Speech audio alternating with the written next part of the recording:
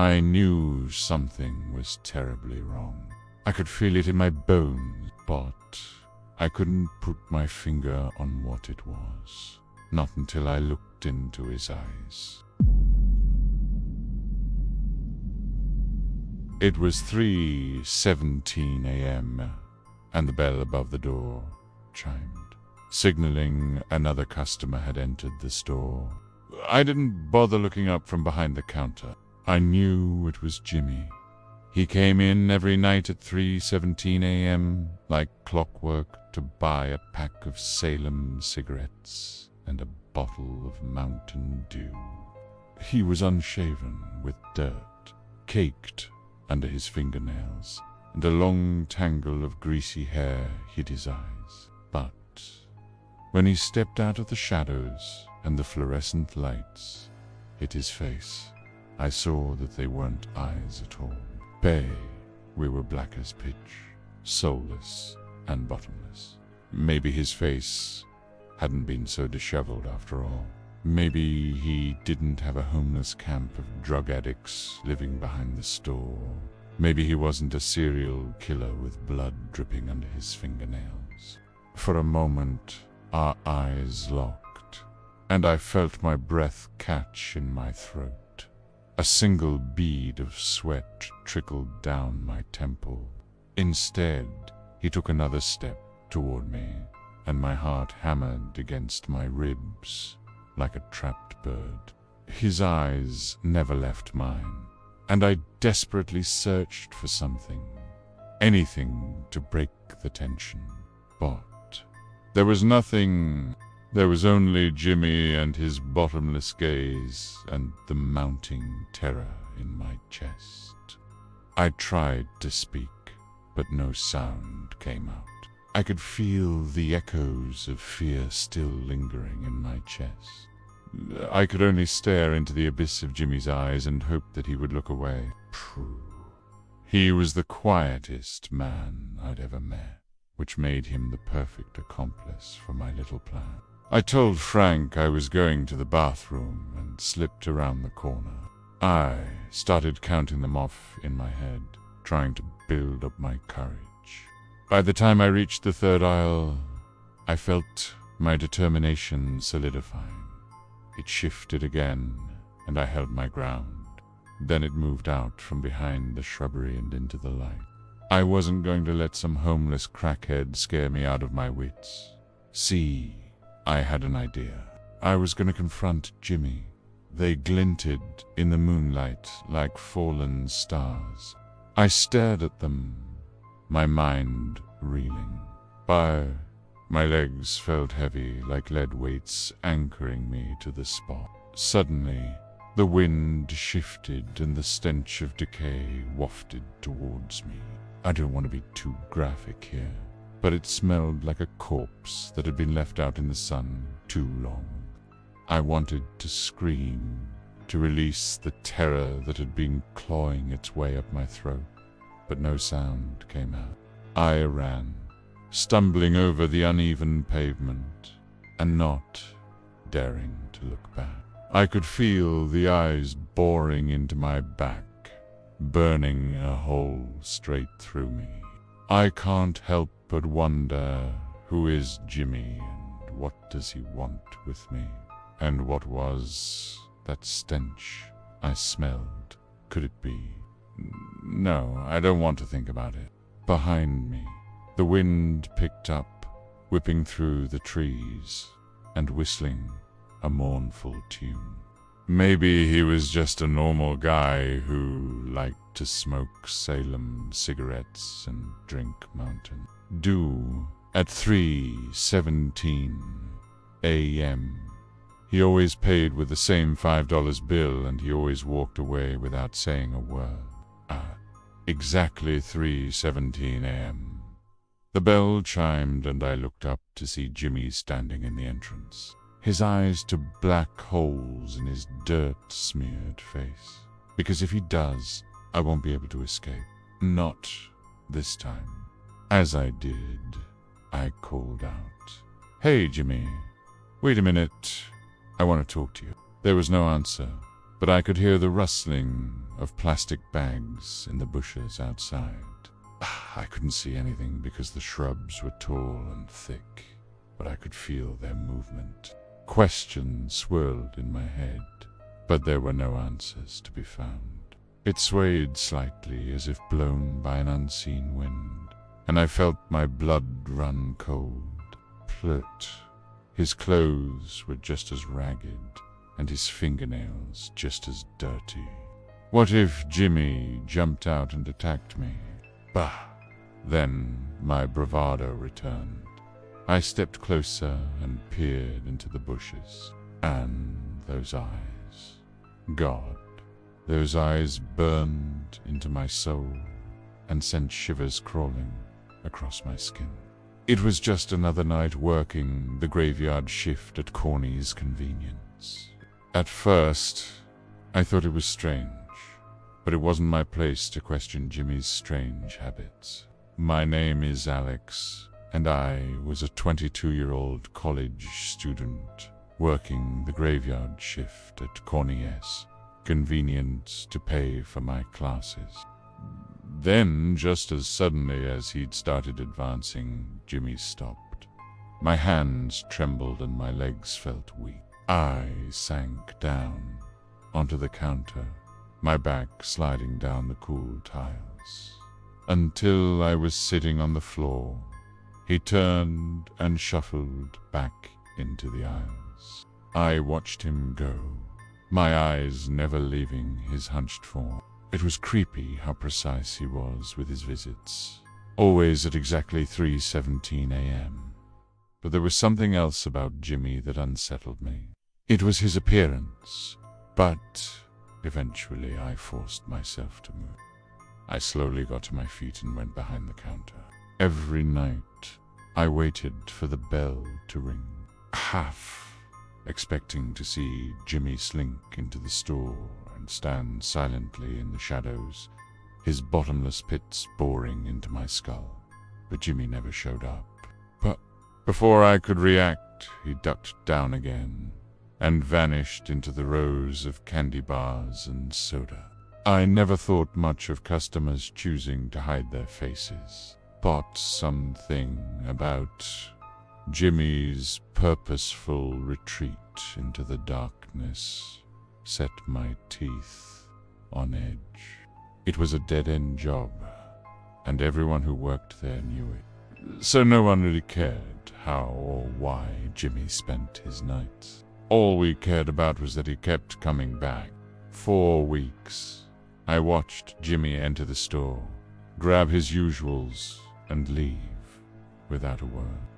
The first time I saw him, I thought he was a vagrant who stumbled out of the nearby homeless camp that had sprung up behind the store. The first time I locked eyes with Jimmy, I swear my blood turned to ice water and I wanted to scream. That was months ago, and now I found myself inexplicably dreading the nightly 3:17 chimes. And as the weeks passed, I convinced myself that maybe I'd been wrong. Then last night, he came back. He took a step forward and I flinched, scrambling backwards until my shoulder hit the counter. But he didn't. Bye. I don't know how long we stood there, frozen in that silent standoff, but it felt like an eternity. As he disappeared from sight, I let out a shaky breath I hadn't realized I'd been holding.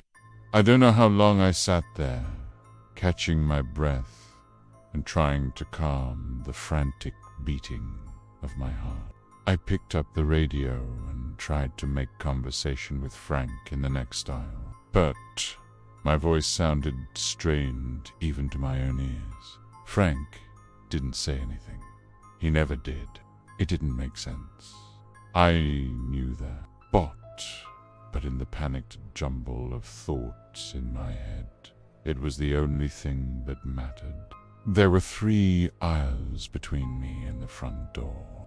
I rounded the corner and marched out the front door. I hesitated for a moment, debating whether I should keep going. Whatever was hiding in there was big, bulky, and definitely human. And that's when I saw it. It was a mannequin dressed in rags with a Halloween mask over its face. Not far from the swaying mannequin, I saw a pack of Salem cigarettes and a discarded Mountain Dew bottle. Had Jimmy set me up? Was this some kind of sick game to him? Or was there something more sinister at play? I wanted to run, to get as far away from this cursed convenience store as possible. All I could do was stand there paralyzed by fear as the swaying mannequin and glinting trash taunted me from the darkness. My stomach lurched, and I finally broke free of the spell that had been holding me. I didn't stop running until I reached the safety of my apartment. Even then, I didn't dare turn around. I haven't gone back to Corney's Convenience since. The fear still fresh, the questions unanswered. All I know is that every night at 3:17 a.m., the bell chimes at Corney's Convenience, and I pray that Jimmy doesn't come back.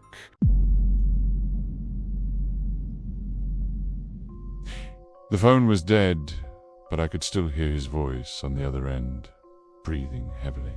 They don't teach you this in broadcasting school. I stared at the dead phone in front of me. I sat there, but the windows were locked. They always were. I told the voice on the phone about the noise, and he responded by telling me to look behind me. So I did, hanging up the phone. I spun around in my chair to see what was behind me in that S when I saw it. Sitting in the corner of the studio, illuminated by the dim emergency lights, was a black duffel bag. It hadn't been there before. I knew it hadn't. I would have seen it. I would have noticed it. It sounded like a wounded animal, something trapped and desperate. The growl turned into a whimper, then a sob. Bye. And I suddenly found myself filled with a deep sense of pity. Whatever was in that bag was scared, really scared, and it sounded like it was in a lot of pain. I couldn't just leave it there. I wouldn't. I felt a surge of adrenaline rush through my body as I knelt down next to the bag, the sound of my own breathing echoing in my ears. I slowly reached out my hand toward the opening, my fingers trembling slightly. And then I felt it. A cold, slimy, wet, disgusting mass that seemed to squirm and writhe beneath my touch. I recoiled as quickly as I'd reached out, my heart pounding in my chest. Whatever it was, it didn't feel human. It didn't feel alive. But now it was there, sitting on the carpeted floor, staring back at me. But I couldn't make out the words, but I understood their meaning. Whatever I had touched inside that duffel bag didn't want me to leave. It wanted me to stay. But as I struggled with the decision, another sound pierced through the silence. A loud crash from somewhere inside the building. I jumped up, knocking over my chair in the process, and raced toward the door, stumbling over my own feet as I went. As I ran, I could hear the voice on the phone getting louder and more frantic, screaming my name over and over again. But I didn't care. I didn't want to hear what was inside that duffel bag. I didn't want to know. All I knew was that whatever it wasn't right, and it was definitely dangerous. Staring. It was at that moment that I wished I'd listened to my gut and called the cop. But I didn't. Instead, I did what anyone else would do. I grabbed the phone and dialed Ryan's number, except he didn't pick up. I tried a few times, but each attempt was met with the same result. A robotic message telling me the subscriber was not available and to please try again later. A duffel bag was sitting in the corner of the studio, and a voice on the phone had told me to look behind me. That didn't exactly sound reasonable. And even if they believed me, how long would it take for the cops to get there? By then, whatever was inside the duffel bag could be gone. I decided I'd deal with it in the morning when the sun was up and there were people around. For now, I needed to calm down. I told myself that whatever was inside that duffel bag was probably just trash. That maybe someone had thrown it out during the day and it just ended up in the studio somehow. I told myself all of this as I slowly got up out of my chair, careful not to make any sudden movements, in case whatever was in the bag happened to be watching me. Receiver for a full minute after in clicked before I realized I was unit breathing. My hands were shaking so violently that I had to set the receiver back down lest I knock it off the desk and onto the floor. I told myself it was just some sick prank by Ryan, but I didn't buy it. There was something else going on here. Something that sent shivers down my spine and made the hairs on the back of my neck stand on end. A single bead of sweat tracing a path down my temple before hitting the desk and evaporating almost immediately. It had been like this for the past hour, ever since the phone started ringing. It had been ringing non-stop, every 5 minutes like clockwork. Bye. I ignored it at first, assuming it was one of my friends messing around. But they all lived thousands of miles away. Plus, I knew none of them had my new number. Still, the phone kept ringing, and when I finally picked up, there was nothing but heavy breathing on the other end. I tried hanging up, but the line stayed open. Then the voice spoke. I knew the voice. It belonged to the night manager, Ryan, who had just clocked out for the night and should have been home, in bed already.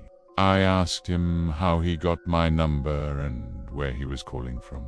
He didn't answer either question, but instead began describing what he was wearing, his voice raspy and strained.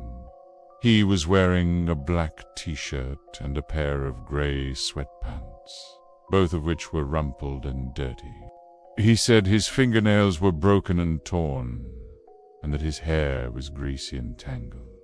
He was also barefoot. The most disturbing part of his description was that he had no face. And then the phone went dead. Another hour passed without incident, which I took as a good sign. Maybe it had just been some kind of mistake.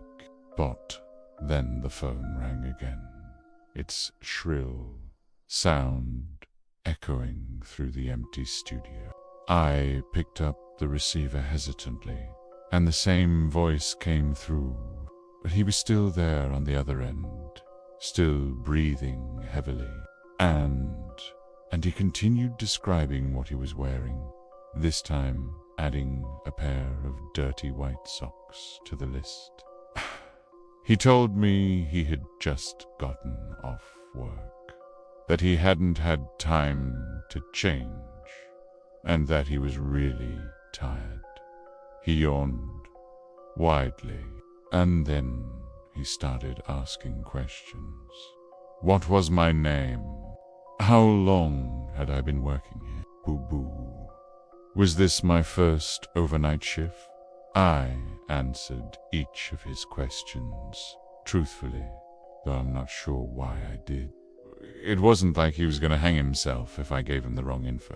I was scared, but it was, at that moment, while I was speaking to the voice on the other end of the line that I heard it. Brrr. A scratching sound, like someone was trying to get in through the window. My hands were shaking uncontrollably as I reached out to try to get a closer look. But the bag moved, skittering backward as if something inside it were trying to hide. I was alone in the studio with a mysterious duffel bag and a dead phone. What was I supposed to do?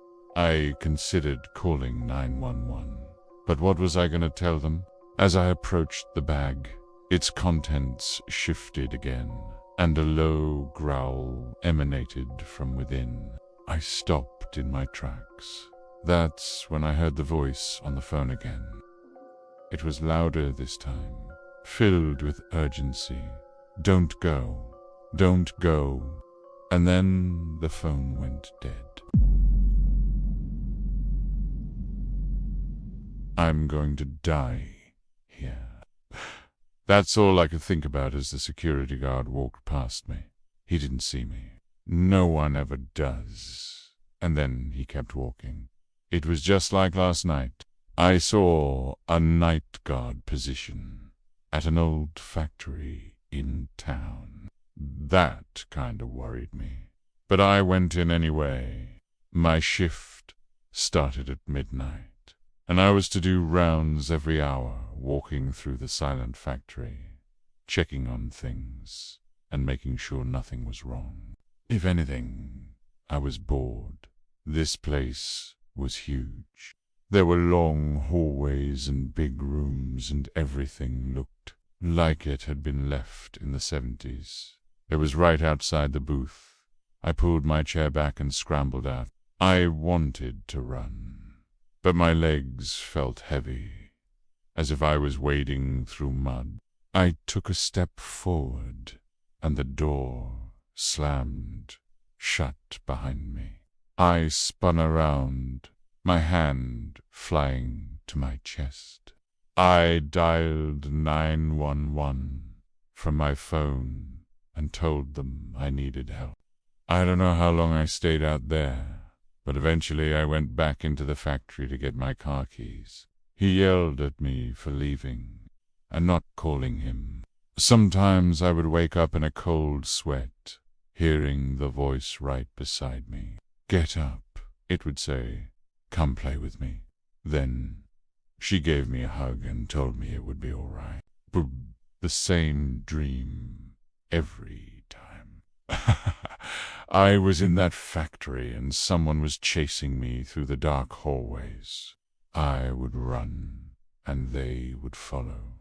Closer and closer they would get, their raspy breaths on my neck, their cold fingers on my shoulder. I threw back the covers and rushed to the window. Outside, in the darkness, I could see a figure standing on the lawn.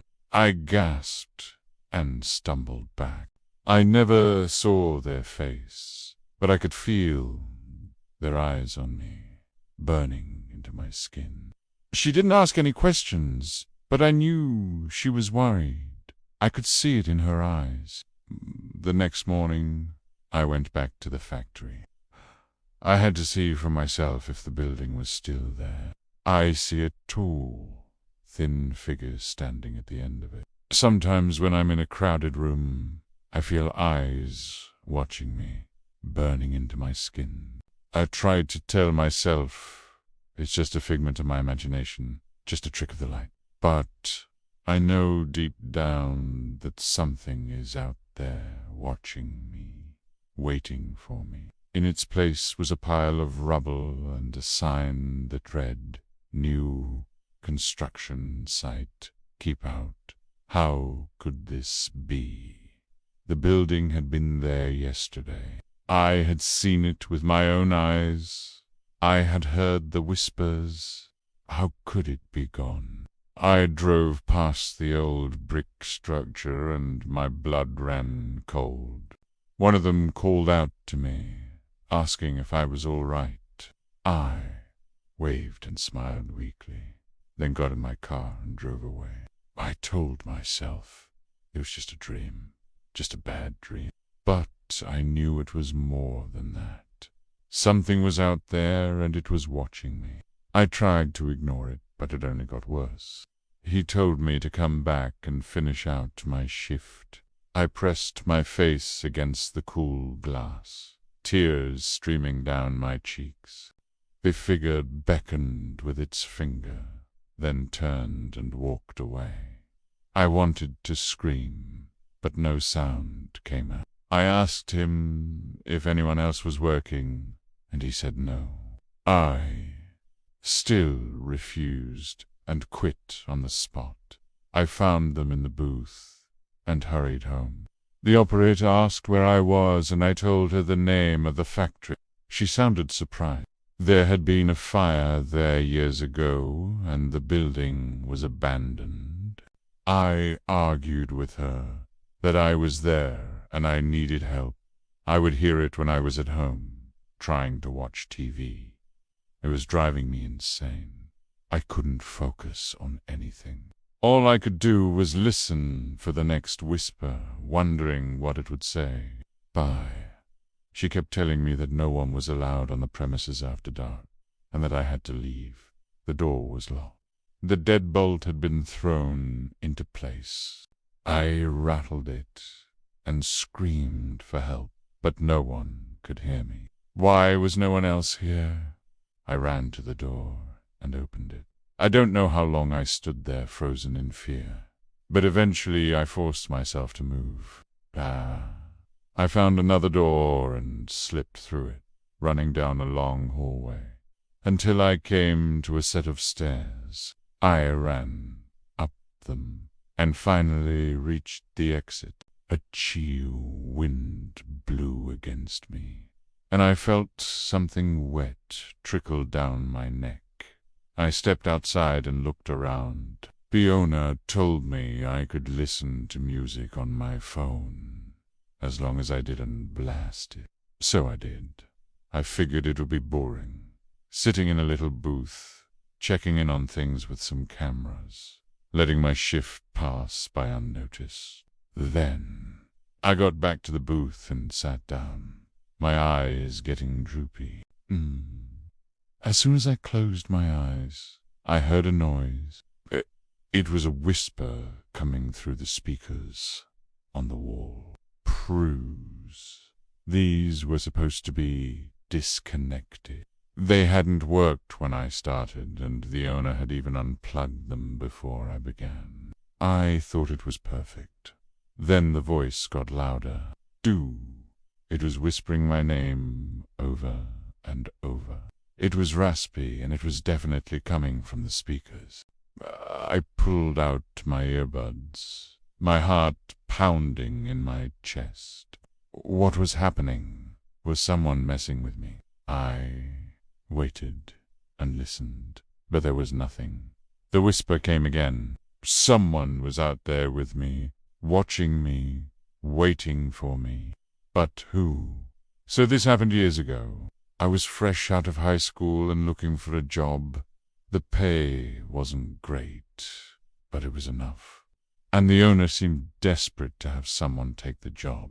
My headphones were huge, and they blocked out most of the sounds around me. I did my rounds, and everything seemed fine. At first it was quiet, and I couldn't understand what was being said. "What's your name?" it asked, the voice seeming to come closer. In front of me was a long, dark hallway, stretched endlessly into the darkness ahead. That's when I knew I wasn't alone. Someone was out there with me, waiting for me. I stumbled out of the building and onto the lawn. I had never been so happy to see daylight. When she hung up on me, I called my boss. His phone went straight to voicemail. I'd tried his cell, but it was off. The next day, I called my boss. He sounded angry. That should have been the end of it, but the whispers kept coming to me in my sleep. Then it started happening during the day. I would hear it when I was at school, sitting in class, listening to the teacher. I talked to my mum about it. She listened to me, her brow furrowed with concern. One night, I woke up from a nightmare. Pi sat up in bed, my heart pounding. There was a clock on my dresser, and I watched the seconds tick by. Then I heard a knock at my window. I sat frozen, staring at the sound. It knocked again, louder this time. It was tall and thin, like a skeleton. Pull. Its arms were long and bony, and it was tapping on the window with one finger. That's when I realized it was real. What I was seeing was real, and I was in danger.